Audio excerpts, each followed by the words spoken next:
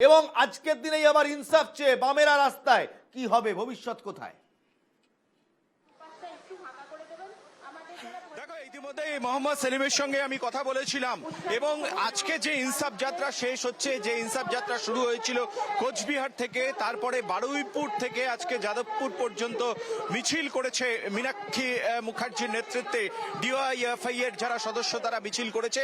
এবং সেই ইনসাফ যাত্রা নিয়ে মোহাম্মদ সেলিম বললেন আজকে কিন্তু শেষ নয়, আজকে শুরু বলা যেতে পারে।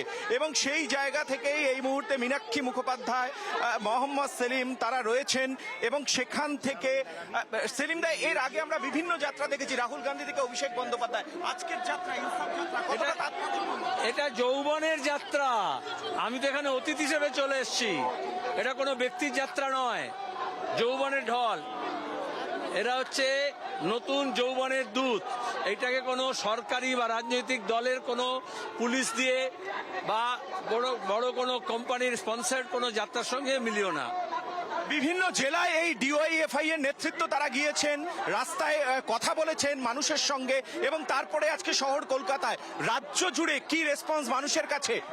আজকে এই যে ঢল দেখছো, এটা হচ্ছে মানুষের ইচ্ছার প্রতিফলন। যৌবনের ডাকে জনগণের ব্রিগেডের জন্যই তারা প্রস্তুতি নিয়েছে। সেখানে কাজের দাবি, বেকারি বিরোধী লড়াই, সুষ্ঠু নিয়োগের দাবি থেকে আরম্ভ করে কৃষক, শ্রমিক, ক্ষেতমজুর, দিনমজুর, মহিলা, ছাত্র, সবারই দাবির সঙ্গে মিলেছে।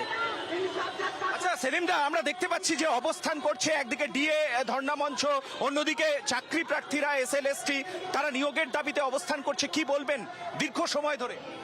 ধর্ণা চলছে, প্রতিবাদ চলছে, লড়াই চলছে, আদালতের মধ্যে চলছে, আদালতের বাইরে চলছে। অপরাধীরা এই বেঞ্চ থেকে ওই বেঞ্চ ঘুরে বেড়াচ্ছে, কিন্তু যৌবন ডিএফআই দেখিয়েছে নিজের হকের জন্য ধক লাগে, সেই ধক নিয়েই তার রাস্তায় নেমেছে। বোঝাই গেল যে মোহাম্মদ সেলিম, তাদের যে ডিওয়াইএফআই এর যে ইনসাফ যাত্রা, যেই যাত্রা নিয়ে আজকে মানুষ পথে নেমেছে। একটা রিয়াকশন চাইবো। মীনাক্ষী আজ কি ভাবছে? মীনাক্ষী মুখোপাধ্যায় তিনি কি ভাবছেন? আজ যেখানে থাপ্পড় মেরে, রীতিমতো থাপ্পড় মেরে এসএলএসটি থেকে শুরু করে মাফ করবে টেট চাকরি প্রার্থীদের উঠিয়ে দেওয়া হলো, মীনাক্ষী মুখোপাধ্যায় কি বলবেন? মীনাক্ষী, আজকে যেভাবে অবস্থান করছেন চাকরি প্রার্থীরা, কি বলবেন? দীর্ঘদিন ধরে তাদেরকে উঠিয়ে দেওয়া হচ্ছে, ন্যায্য দাবির জন্য অবস্থান করছে।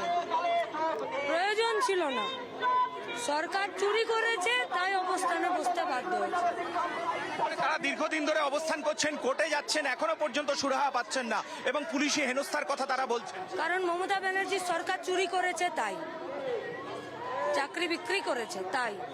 কতদিন নিয়ে যাবেন এই আন্দোলনকে? যতদিন না পর্যন্ত দাবি আদায় হচ্ছে। অর্থাৎ যেভাবে বিভিন্ন জায়গায় অবস্থান চলছে, আন্দোলন চলছে। বেশ বেশ বেশ বেশ, ধন্যবাদ রণজয়। রণজয় ছিল আমাদের সঙ্গে ইনসাফ যাত্রা থেকে। ইনসাফ যাত্রা এই মুহূর্তে যাদবপুরে